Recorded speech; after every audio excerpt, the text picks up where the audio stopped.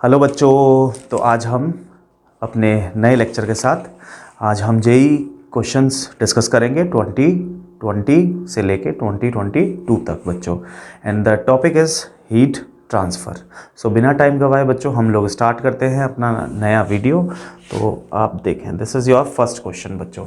तो ये यहाँ पे आप पढ़ पा रहे हैं, a heat source at T is equals to 10⁻³ 10⁻³ यानी एक टेम्परेचर हमें दे रखा है 10⁻³ kelvin is connected to another heat reservoir at, दूसरा जो है वो T बराबर 10⁻² केल्विन पर है, बाय अ कॉपर स्लैब। बच्चों यहाँ पे कॉपर स्लैब है, जोड़ रखी है हमने, दिस इज अ स्लैब। ठीक है, दो अलग अलग सिस्टम्स को टेम्परेचर्स के बीच में, और इसकी थिकनेस आपको दे रखी है 1 metre thickness. Given that the thermal conductivity of copper, thermal conductivity means the value of K is given 0.1 watt per Kelvin meter inverse. The energy flux through it in the steady state. बेटा energy flux निकालना है।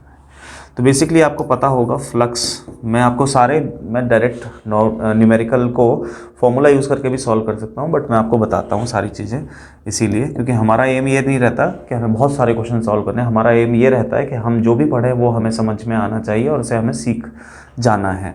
तो बेटा flux होता है energy basically passing through a area, passing through unit area. ठीक है, तो एनर्जी जो है किसी एरिया को पास करे, और वो भी कैसे पास करे बच्चों, परपेंडिकुलरली, ध्यान रखना है ना। तो ठीक है, अब यहाँ पर जो हीट है वो यहाँ से ट्रांसमिट हो रही है, इधर से इधर ही फ्लो होगी हीट, सबको पता है, क्योंकि ये टेम्परेचर ज़्यादा है, टेम्परेचर कम है, तो the heat flow from higher to lower temperature. तो बच्चों अब हमें यहाँ पे एनर्जी फ्लक्स निकालना है।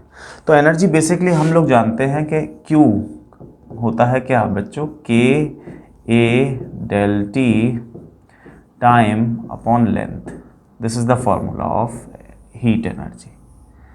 ठीक है, ये फॉर्मूला होता है। तो अब बच्चों यहाँ पे देखो आप कि this ∆T belongs to temperature difference,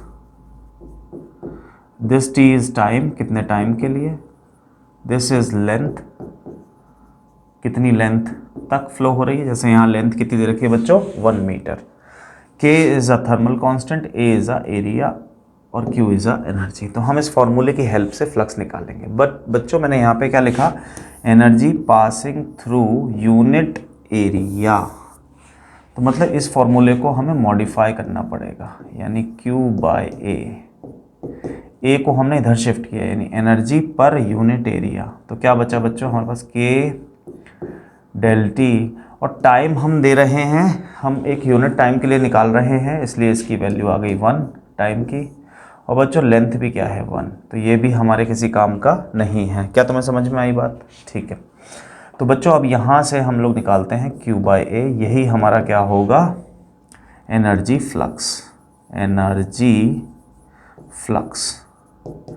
तो बच्चों अब ये वाली चीज़ तो हमें पता है, K की वैल्यू दे रखी है हमें, यस सर 0.1 इंटू ∆T, बेटा ये पता है क्या हमें ∆T कितना है, हाँ सर, तो हमारे पास 10⁻³ minus 10⁻² temperature difference upon distance is 1 and time is 1। तो बच्चों अब हम इसको सॉल्व कर सकते हैं। अब आप सॉल्व करो, ठीक है बच्चों, या चलो मैं ही कर देता हूँ। तो बेटा ये कितना आ रहा है देखो, 0.1 इंटू, इसको क्या लिख सकते हैं 1000, इसको 100 अपॉन 1। तो बच्चों कितना आ गया, 1000 में 100 दैट इज़ 900 इंटू 0.1, तो दैट इज़ 90। क्या आ गया बच्चों 90। तो 90, yes this is the option 2। ठीक है बच्चों, चलो नेक्स्ट क्वेश्चन की तरफ चलते हैं।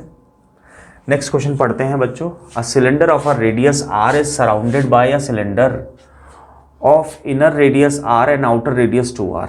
मतलब दो सिलेंडर है बच्चों, तो हम अलग अलग कलर से बनाते हैं इसको। ये एक सिलेंडर है, ठीक है, ये वाला, पर्पल वाला, है ना, ये यहाँ तक है। फिर a cylinder of a radius R, ये इसकी एक्सेस हो गई, ठीक है बच्चों, सिलेंडर की एक्सेस, तो इसकी रेडियस कितनी है, आर। फिर is surrounded by a cylinder, inner radius is R and outer radius two R, the thermal conductivity, मतलब दूसरा सिलेंडर जो है वो ऐसे है बच्चों,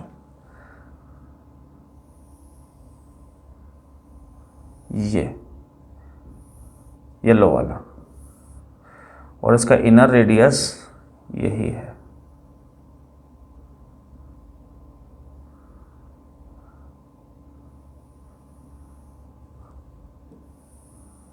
ये है इसका इनर रेडियस, और ये वाला रेडियस है बेटा 2r। और देखो इस येलो वाले का इनर रेडियस भी कितना है, r ही है। क्या तुम समझ गए? हाँ, क्वेश्चन की लैंग्वेज ही ऐसी है, ठीक है, तो हमें इसको ऐसे ही समझना होगा। तो यहाँ पे लिखा है बेटा the thermal conductivity of the material of inner cylinder, इसकी तो है K1 and that outer is K2। फिर assuming a no loss of heat, मतलब हीट जो है वो सारी की सारी काम आ रही है, लॉस नहीं हो रहा है। The effective thermal conductivity of the system for heat लिखा हुआ फ्लोइंग हीट फ्लोइंग, ये हीट है बच्चों, है ना, heat flowing along the length of the cylinder, तो इसके अलोंग फ्लो कितनी कर रही है हीट, तो वो हमें निकालना है। बेसिकली हमें the effective thermal conductivity means the thing is कि हमें बेटा के इफेक्टिव निकालना है, वी हैव टू फाइंड के इफेक्टिव। तो बच्चों पहले आप एक बार वीडियो को पॉज करके इसको एक बार सॉल्व करके देखो। तो चलो अब मैं इसको सॉल्व करने जा रहा हूँ। देखें बच्चों, तो पहले तो थर्मल रेजिस्टेंस आपको पता होना चाहिए, थर्मल रेजिस्टेंस। तो बेटा थर्मल रेजिस्टेंस क्या होता है, उसको हम आर से रिप्रेजेंट करते हैं और उसका फॉर्मूला होता है लका, ल का, याद करने का तरीका है ना, ल का, ठीक है। तो आपको ये पता चल जाएगा यार एल ऊपर है और के ए नीचे है, अगर याद ना हो तो, इसलिए। तो बच्चों अगर मैं पहले वाले का रेजिस्टेंस निकालूं तो वो कितना आ रहा है। अच्छा एक बात बताओ, ये दोनों जो हैं इसमें जो हीट जाएगी वो पैरेलल में जाएगी या सीरीज में जाएगी? बच्चों देखो हीट यहाँ से आ रही है ना, तो दोनों में सेम जाएगी क्या बताओ? नहीं सर, इसका एरिया अलग है, इसका एरिया अलग है, तो अलग अलग हीट जाएगी। तो तुम्हें ध्यान होगा 10th क्लास की बातें कि अगर रेजिस्टेंस अलग अलग हैं बच्चों, एनालॉगी है, तो करंट यहाँ से आया तो अलग अलग करंट जाता था, I1 इसमें I2 इसमें, वो तुम्हें ध्यान है ना थ्योरी, तो इसलिए इसमें अलग अलग जाएगा। तो मतलब ये दोनों किस में है, पैरेलल में है। और पैरेलल में अगर मुझे R इक्विवेलेंट निकालना है या K इक्विवेलेंट निकालना है तो बट ऑब्वियस है उसका फॉर्मूला मुझे पैरेलल वाला लगाना पड़ेगा। तो मैं अब यहाँ पे बच्चों पहला लिखूँगा R1। तो R1 को कैसा क्या लिखा गया देखो, L दोनों के लिए सेम है, सिलेंडर जो है वो सेम लेंथ का है, K1 अलग है और एरिया है पाई आर स्क्वायर। ऐसे ही बच्चों R2 क्या है, तो सर लेंथ तो सेम है, K2 अलग है पाई, अब रेडियस अलग है बच्चों 4r square minus r square. देखो मैं इसको समझा दूं बच्चों कि मुझे एरिया चाहिए, तो बड़ी रेडियस पूरी यहाँ से यहाँ तक और यहाँ से यहाँ तक का घटाऊंगा तो सिर्फ ये वाला पार्ट मुझे मिलेगा, ये वाला, समझ पा रहे हो? हाँ, इसलिए इसका एरिया ऐसे लिखा गया बच्चों, ठीक है बच्चों। ये तो मुझे अब ये वाला एरिया चाहिए, तो ये हो गई आपकी इक्वेशन 1 और ये हो गई बच्चों आपकी इक्वेशन 2। ठीक है सर, दोनों लिख दिए। और हम जानते हैं कि आर इक्विवेलेंट भी हमें पता होना चाहिए, वो आएगा एल तो वही रहेगी बच्चों, और यहाँ पर आ जाएगा K equivalent by area that is pi are square. इसको मैं ऐसे लिख देता हूँ, capital R dash double dash का स्क्वायर, ठीक है बच्चों, ऐसे लिख दिया ताकि तुम्हें कन्फ्यूजन ना हो। तो हमारे पास 3 इक्वेशन आ गई। अब हम जानते हैं बच्चों कि हमारे पास आर इक्विवेलेंट कैसा निकालते हैं, 1/r इक्विवेलेंट बराबर 1/r1 प्लस 1/r2। तो बच्चों इसमें वैल्यू पुट कर देते हैं सारी की सारी, ठीक है बच्चों। तो देखो इधर वाली तो इधर आ गई, तो L by K equivalent pi R double dash का स्क्वायर ठीक है बच्चों, बराबर ये डबल डैश की जगह अगर मैं पूरा ही लिख दूँ, अब मैं पूरे एरिया से निकाल रहा हूँ, तो बच्चों इसको यहीं पे मैं करेक्ट कर देता हूँ। देखो इसको ऐसा लिख सकते हैं ना बेटा, पाई बड़ा वाला का रेडियस 2r, क्योंकि बेटा बीच में कोई जगह खाली नहीं है, तो पूरा एरिया, तो 2r का स्क्वायर यानी 4r ही लिख देता हूँ, चलो डायरेक्ट, है ना बच्चों, 4r स्क्वायर। सही है, अब समझ में आया, बराबर इसकी वैल्यू रखनी है पहले L1 की, इसकी रखते हैं तो ये आएगी बच्चों L1। एक सेकेंड, कोई दिक्कत नहीं है, ये देखो, सॉरी बच्चों, इतना तो हो जाता है, ठीक है। देखो तो इसको रखो बेटा, आर इक्विलेंट को रखना शुरू किया तो क्या आया, K equivalent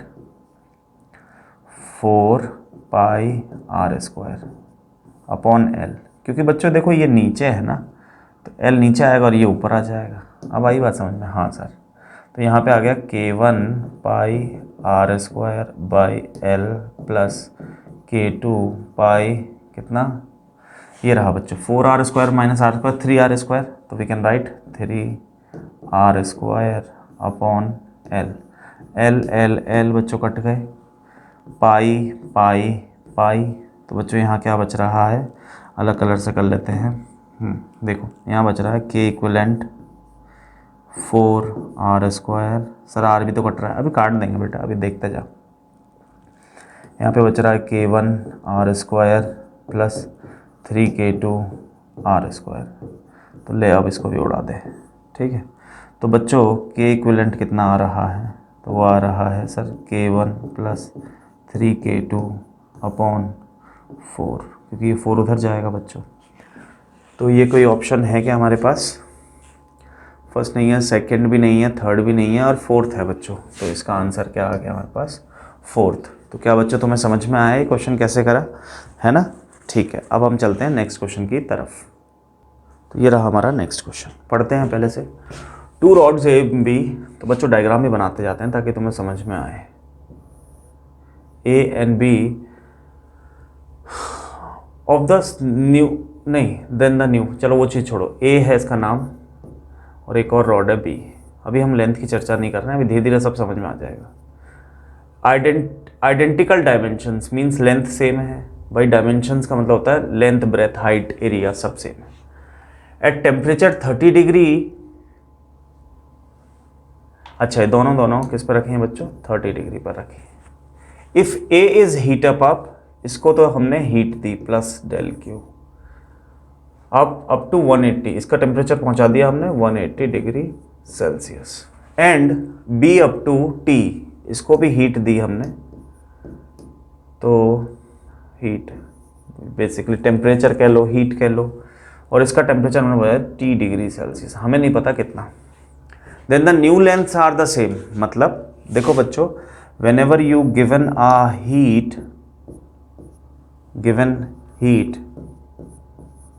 given heat, so there is expansion in length। जब भी आप हीट दोगे तो बेटा लेंथ में एक्सपेंशन होगा। अच्छा, अब वो बोल रहा है कि then the new lengths are same, बढ़कर पहले भी सेम थी अभी भी सेम हो गई। If the ratio of the coefficient of linear expansion A and B is 4 and 4, तो मतलब ये linear expansion del L A upon D L B बराबर 4/3। फिर हमसे पूछा then the value of T, बेटा हमसे पूछा गया कि टी बताओ, फिर ये टी डिग्री सेल्सियस कितना है। तो बच्चों जैसा हम लोग कहते हैं कि आप क्वेश्चन को म्यूट करके सॉल्व करना शुरू कर लो, नहीं तो फिर मैं आपको इसको बताता हूँ, ठीक है बच्चों। तो देखो फॉर्मूला क्या होता है डेल एल का, हम जानते हैं एक्सपेंशन का, डेल एल बराबर होता है बेटा एल्फा एल डेल टी, ये ना, ये फॉर्मूला है लीनियर एक्सपेंशन का। ये ऐसे भी है, देखो डेल एल का मतलब क्या होता है, L dash minus initial length बराबर एल्फा एल डेल टी, और एल डैश बराबर इसको उधर ले जाओ तो L common 1 plus alpha del T. तो बच्चों ये हो या ये हो, बोथ आर सेम, है ना, ये दोनों सेम है। अब मैंने इसको लिखा डेल एल, क्योंकि मुझे इंक्रीमेंट के रेस्पेक्ट में रेशो दे रखा है, इसलिए मैं ये वाला फार्मूला यूज़ करूँगा। क्या तुम्हें समझ में आई बात? हाँ सर। अब इनमें दोनों के जो इंक्रीमेंट है वो सेम है, तो बेटा ऐसे लिखा अल्फ़ा 1 L del T बराबर अल्फ़ा 2 L del T। ये 1 1 है और ये 2 2 है। सर कैसे? सर ये अलग अलग क्यों है? बेटा देखिए 30 से 180 जा रहा है और ये भी 30 से कुछ अलग जा रहा है, तो इसीलिए दोनों के टेम्परेचर डिफरेंस तो कैसे आएंगे बच्चों? अलग अलग ही आएंगे। क्या यहाँ तक की बात समझ में आई? हाँ सर। तो पहले इसका कर लेते हैं। तो बेटा अल्फ़ा,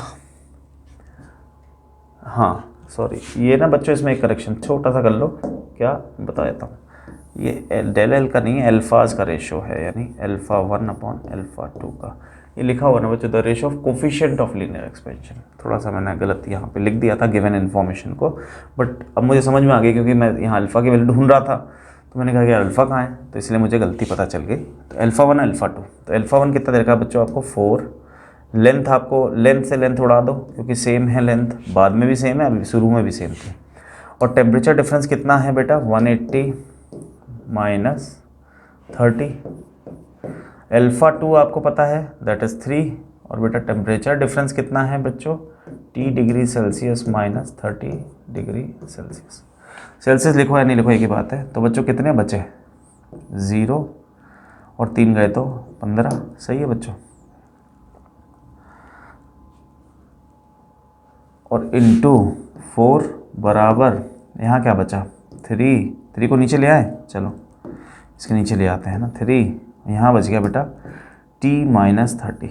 तो इसको सॉल्व कर लेते हैं, ये कट गया है 3 5 = 15, तो कितना आ गया बेटा 4 5 = 20 200, और ये इधर घूम के आएगा तो प्लस का 30 T डिग्री, तो T आ रहा है हमारे पास 230।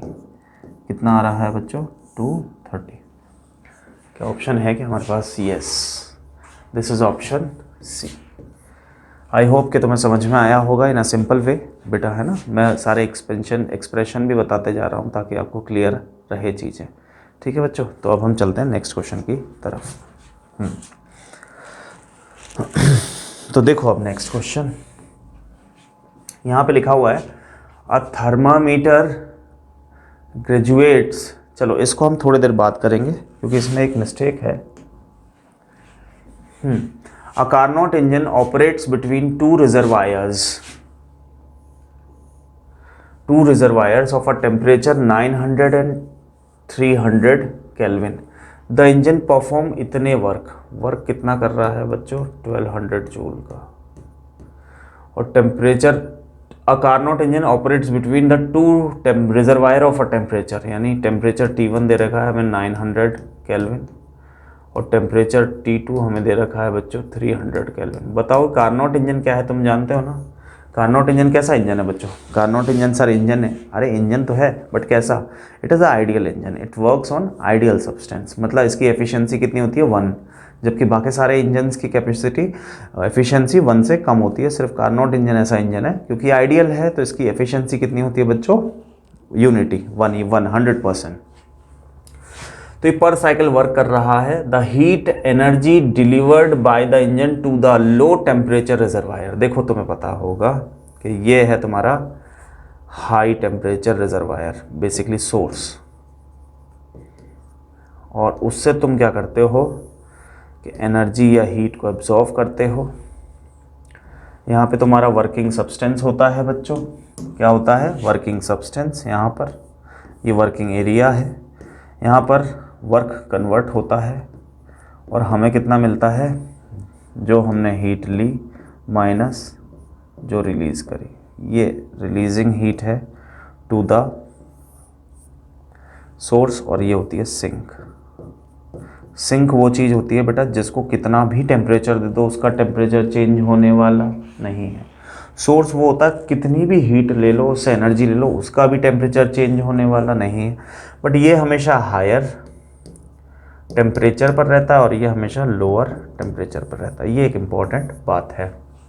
अब हम इस क्वेश्चन में पढ़ रहे हैं the heat energy delivered by the engine to the low, मतलब कितना ये दिया Q2, कितना Q2 हमें दिया रिजर्वायर इन अ साइकिल। तो बच्चों पहले आप म्यूट कर लो और इसको सॉल्व करने की कोशिश करो।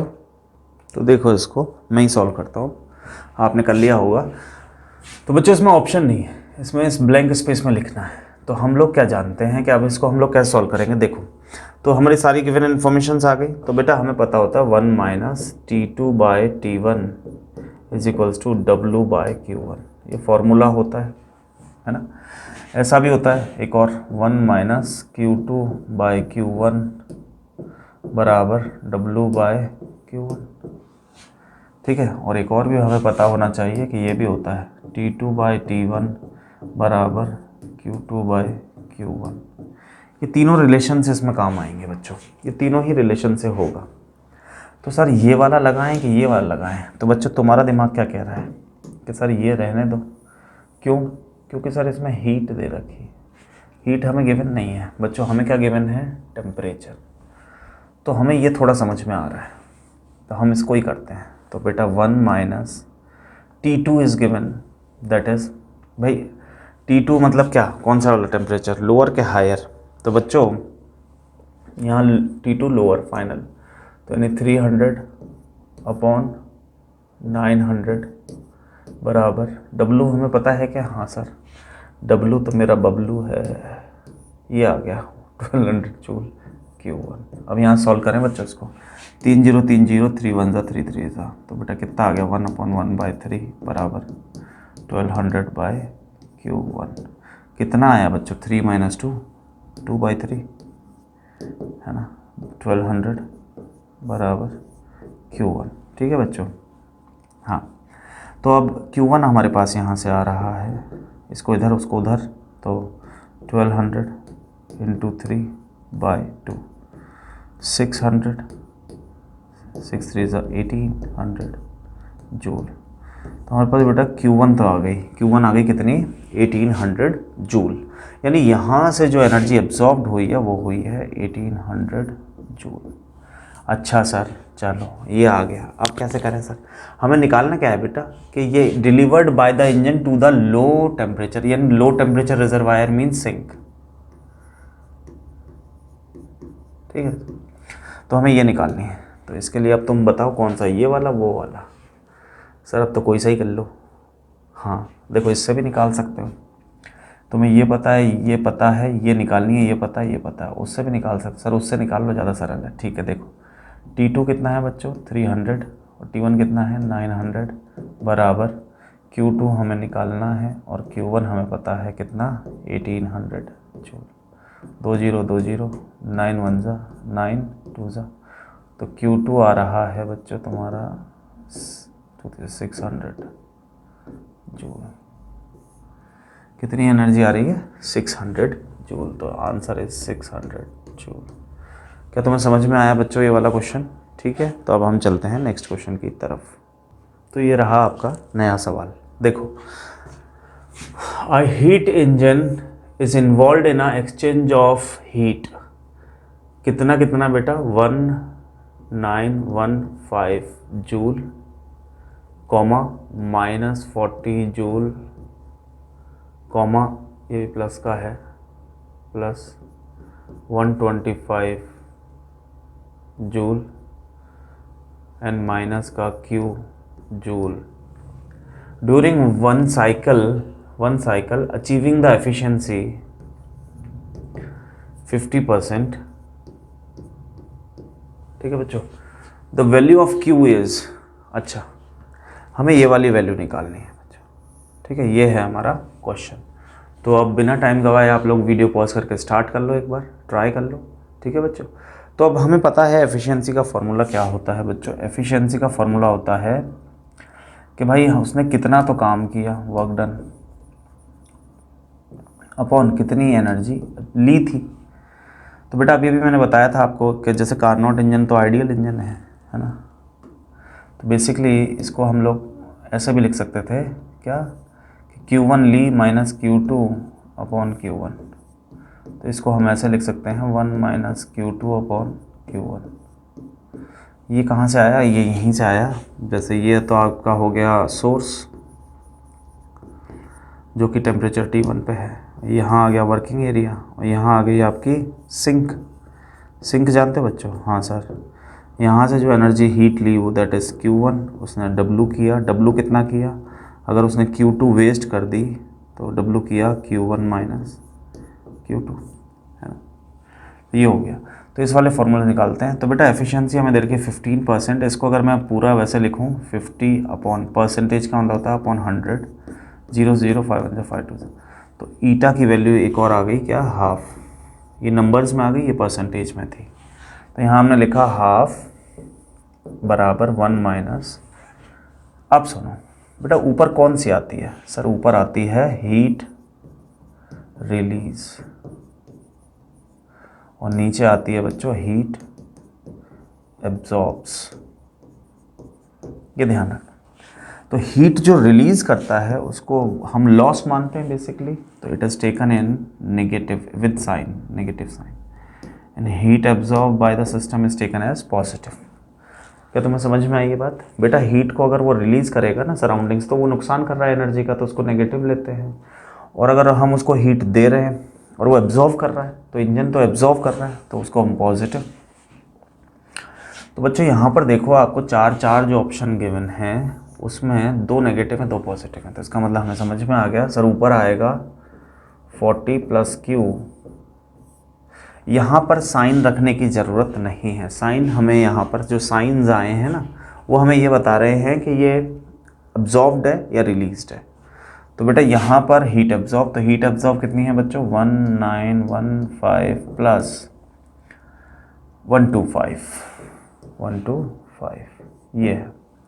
तो बच्चों अब इसको सॉल्व करना है हमें सिर्फ, है ना सर, वही तो है। 1 माइनस 40 प्लस Q अपॉन 10, 2 3 4, 1 10 2, ठीक है बच्चों, ये आ गया। तो अब इसको आप सिंपली आप पहले 1 को इधर भेज दो, तो 1 हाफ माइनस 1 बराबर माइनस का 40 प्लस Q बराबर 2040। तो ये आ गया बेटा माइनस का हाफ आ गया भाई, है ना। और यहाँ आ गया माइनस का 40 प्लस Q। और बेटा इसको उधर इंटू कर देते हैं ऊपर ना इस तरफ, तो यहाँ लिख दूँ, हाँ। तो ये आ गया 20 40, माइनस से माइनस कट गया बच्चों, तो 2 1 था 0 2 0, तो ये आ गया 1020 बराबर 40 प्लस Q। तो बच्चों Q हमें निकालना है, तो वो आ गया 1020 माइनस 40, कितना हो गया बच्चों, 980 बराबर क्यों, जूल। सर जूल क्यों? क्योंकि बेटा ये क्या है, एनर्जी है। फर्स्ट वाला ऑप्शन हमारा सही है। क्या तुम्हें समझ में आया बच्चों? तो अब हम चलते हैं नेक्स्ट क्वेश्चन की तरफ, ठीक है बच्चों। देखो ये आ गया आपका next question. To raise a temperature of a certain mass of a gas 50 degree Celsius at a constant pressure. मतलब हमें raise temperature of a gas certain mass, अभी हमें मास नहीं दिया, by 50 degree at constant pressure, यानी CP। C का मतलब जानते हो, स्पेसिफिक हीट। क्या मतलब होता है बेटा, स्पेसिफिक हीट। और स्पेसिफिक हीट का फॉर्मूला जानते हो, स्पेसिफिक हीट, स्पेसिफिक हीट का फॉर्मूला क्या होता है सर, वो होता है मतलब del Q is equals to MC del T। तो स्पेसिफिक हीट का क्या होता है, इसको ऐसे करो, ऐसे करते हैं। स्पेसिफिक C होता है बेटा del Q बाय, वो से पहले वाला भी सही था बट ऐसे लिखो पहले। तो ये CP पे बात कर रहे हैं, क्यों? क्योंकि यहाँ लिखा हुआ है कांस्टेंट प्रेशर और 160 calorie of heat is required. कितनी हीट रिक्वायर्ड है बेटा, तो क्यू की वैल्यू दे देखिए 160 कैलोरी, है ना। फिर when the same mass of a gas is cooled 100 degree, cooled मतलब समझ ठंडी करी, एट कांस्टेंट वॉल्यूम, तो ये CP दे रखी है हमें, CV, है ना। अच्छा ठीक है सर। और फिर आगे इसमें हमें लगी, इसमें तो ये लगी और इसमें हमें लगी बेटा 240 calorie. Of a heat released, ये रिलीज्ड हो गई है ना बच्चों, और ये क्या हो गई, एब्जॉर्ब्ड हो गई। अब बच्चों इसमें क्या है, देखो मेरी बात सुनो, इसमें क्वेश्चन को बहुत धीरे धीरे पढ़ना होता है, क्योंकि मेन तो सॉल्यूशन तो बात की बात है, अगर हमें क्वेश्चन समझ में आ जाए तो हम सॉल्यूशंस तक जा सकते हैं। बट अगर हम क्वेश्चन को बहुत जल्दी रीड कर लें और उसको समझे नहीं आए, उससे हम कुछ मीनिंग ना निकालें, तो फिर क्वेश्चन नहीं सॉल्व कर सकते। तो पहले अगर क्वेश्चन सॉल्व करना है तो पहले क्वेश्चन को समझना होगा कि कहना क्या चाह रहा है। तो मैं इसलिए देखो हर चीज़ डिटेल्ड में लिखता हूँ। मैं शॉर्ट में चल सकता हूँ बट उससे कोई फ़ायदा नहीं है। आप जितना शॉर्ट में चलोगे उतना ही क्वेश्चन सॉल्व करने में आपको टाइम ज़्यादा लगेगा। तो नाउ कम अगेन 240 कैलोरीज, ठीक है। फिर आगे 240 calories heat release, how many degree of freedom, अरे ये तो एफ पूछ रहा है, डिग्री ऑफ फ्रीडम। बच्चों ये 11th क्लास का कंसेप्ट है, डिग्री ऑफ फ्रीडम, KTG पढ़ा होगा आपने, kinetic theory of gas. Does each molecule of this gas assume gases to be ideal, ये यहाँ पे हमें दिया गया है। तो बिना टाइम का आप क्वेश्चन को एक बार ट्राई कर लो जल्दी से बच्चों। तो देखो बच्चों, अब इसको मैं सॉल्व करता हूँ, है ना। इस वाला कलर से सॉल्व कर लेते हैं, सबसे मस्त कलर। देखो तो बेटा हम जानते हैं स्पेसिफिक हीट का ये लिखे हुए फॉर्मूला, तो हीट हमें दे रखी है, ये दे रखी ना 160 कैलोरी, है ना। तो देखो तो डेल क्यू क्या आ गया बच्चों, MC del T, MC del T. तो राइज लिखा हुआ है, देखो यहाँ पे क्या लिखा हुआ है, रेज रेज रेज रेज। तो 160 कैलोरी है, मास हमें गिवन है क्या, इस चीज़ में मास हमें गिवन है, हाँ देखो ये Ravindra same mass of gas, तो मास से मास कट जाएगा, तो हमें ज़्यादा टेंशन लेने की ज़रूरत नहीं है। बट फिर भी लिख दो MC हमें दे रखा है, नहीं CP, और डेल टी हमें दे रखा है कितना 50। तो ये तो बन गई हमारी इक्वेशन 1। ऐसे ही हम दूसरी बना लेते हैं, इसका दे रखा 240, तो 240 बराबर MCV और 100, कितना टेम्परेचर दे रखा 16 नहीं 100, हाँ सही लिख रहा हूँ बच्चों 100। ये बन गया आपकी इक्वेशन 2। तो ऑन डिवाइडिंग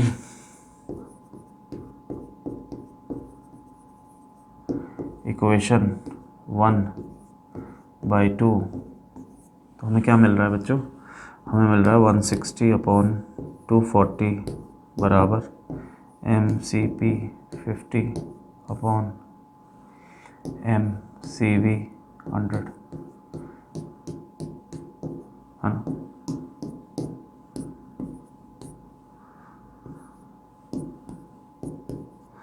ये आ गया बच्चों 2/3 बराबर CP/CV,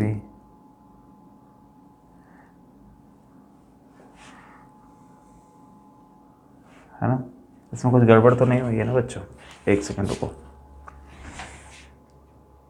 नहीं है बच्चों इसमें कोई गड़बड़, बिल्कुल सही जा रहे हैं। यहाँ पे आ रहा है 1/2, इसको इधर इंटू कर दो, तो ये आ रहा है CP/CV इज इक्वल टू 4/3, ठीक है। अच्छा ये आ गया। और बच्चों तुम एक चीज़ और जानते होगे कि CP/CV को गामा बोलते हैं, the ratio of specific heat at constant pressure to the specific heat at constant volume, we called it gamma, ठीक है बच्चों। अच्छा अब हमें क्या निकालना है बच्चों, डिग्री ऑफ फ्रीडम। तो डिग्री ऑफ फ्रीडम का फॉर्मूला यहाँ होता है, देखो 1 + 2/f इज इक्वल्स टू कितना, गामा, यानी 4/3 is equal to gamma is equal to CP/CV, ठीक है बच्चों, ये फॉर्मूला है। तो हमारा आ गया 2/f 4/3 -1, बेटा इसको उधर ले गए ना, तो ये आ गया बच्चों 2/f बराबर कितना बचा बेटा 4 - 3, है ना, तो 1/3, तो f उधर ले आओ, तो f इज इक्वल टू आपका आ रहा है 6, कितना आ गया बच्चों, f is equal to 6। First ही ऑप्शन है। क्या आपको समझ में आया ये क्वेश्चन, ठीक है। मैं एक बार कैमरा चेक कर लूँ, जल्दी से आप देखें, क्लियर है बच्चों, यस। अगले सवाल पे चलते हैं। तो अगला सवाल ये है आपके पास, ये रहा बोर्ड पर, तो आप इसको एक बार ट्राई करें, पढ़ें, ठीक है, वरना मैं एक्सप्लेन करता हूँ। तो ये रहा क्वेश्चन, देखो, if the minimum possible work done by a refrigerator converting 100 ग्राम, बेटा मास हमें दे दिया 100 ग्राम ऑफ वाटर एट कितने पर है 0 डिग्री सेल्सियस यानी 273 kelvin of ice, how much heat in calories, किस में निकालनी है बच्चों, in calories, is released to the surrounding at the temperature of 27 degree Celsius, latent heat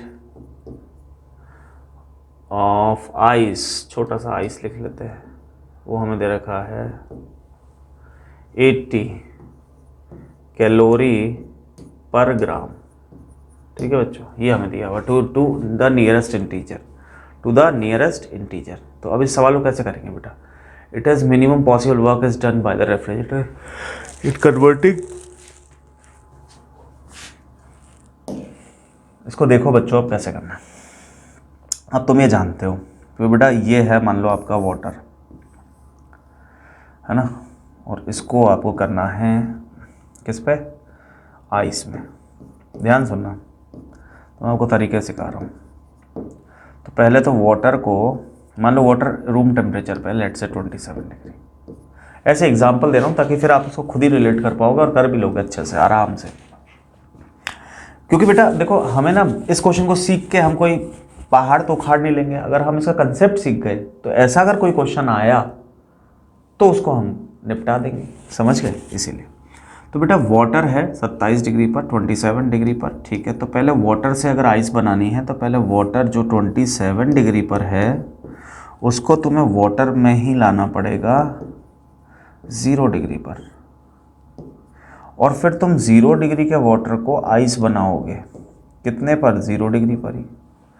तो बच्चों यहाँ से यहाँ तक गए तो स्टेट चेंज हुई क्या, द आंसर इज़ नो। तो इसका मतलब यहाँ पर जो फॉर्मूला होगा वो होगा CM del T, यानी स्पेसिफिक हीट। कौन सी हीट, स्पेसिफिक हीट। बट यहाँ पर तुम देखो कि वाटर था वो आइस बन गया, यानी स्टेट चेंज हुई है, स्टेट चेंज हुई है तो लेटेंट हीट, लेटेंट हीट। जब भी सिर्फ स्टेट चेंज हो, टेम्परेचर चेंज ना हो, तो उसको हम क्या बोलते हैं, latent heat of fusion, latent heat बोल लो सिंपल। तो बच्चों अब इसको हम देखते हैं कि लेटेंट हीट ऑफ आइस 80 ग्राम दे रखा है हमें, ठीक है। और लेटेंट हीट का फॉर्मूला होता है बेटा Q is equals to ml, L is the coefficient of latent heat और basically M is the mass, ठीक है। तो अब हमें इसमें करना क्या है, तो अब इसको हमें समझ में आ गया है कि हमें क्या करना है। तो देखो ये दोबारा से बता देता हूँ एक बार, refrigerator is converting 100 gram of water at, देखो वाटर है यानी हम यहाँ पर हैं, water at 0 degree to ice, हमें यहाँ से यहाँ जाना है, तो हम इस पर हैं, हमें इस पे जाना है।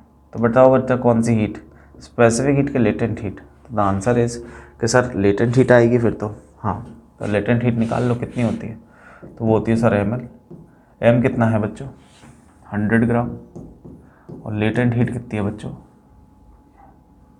80, तो ये कितना आ गया 8 कैलोरी, है ना। अब सुनो, अब तुम तो एक चीज़ जानते हो क्या, Q2/Q1 बराबर T2/T1, ठीक है। ये जानते हो कि नहीं जानते हो भाई, ये रेशो तो हम जानते हैं ना, Q2/Q1 ये वाला, ठीक है। तो अब हम यहाँ पे रख देते हैं Q2, मतलब बेसिकली अब हमें इसको इसमें वैल्यूज़ पुट करनी है। देखो इसको एक बार, तो देखो बेटा इसको ऐसे लिख सकते हो कि Q2/T2 बराबर Q1/T1, तो ये हमें निकालना है, ठीक है। ये चीज़ किस पे निकालनी है बेटा, तो 273 + 27, क्यों सर, देख यहाँ पर ही लिखा हुआ है सराउंडिंग्स का, इस पर जिस पे तू कर रहा है जो भी फाइनल टेम्परेचर है, और Q1 हमें कितनी रखी है बेटा, वो हमने यहाँ निकाल ली थी, ये Q1 थी 8000/T1 कितने पे कर रहा था 273, तो बेटा Q2 आ रही है आपकी, इसको जोड़ा तो 7 10 हो गए 300, तो बेटा ये आ गया 8000 इंटू 300 अपॉन 273। तो बच्चों इसका आंसर आप कैलकुलेट कर लो, है ना, अप्रॉक्सीमेटली कैलकुलेट कर लो।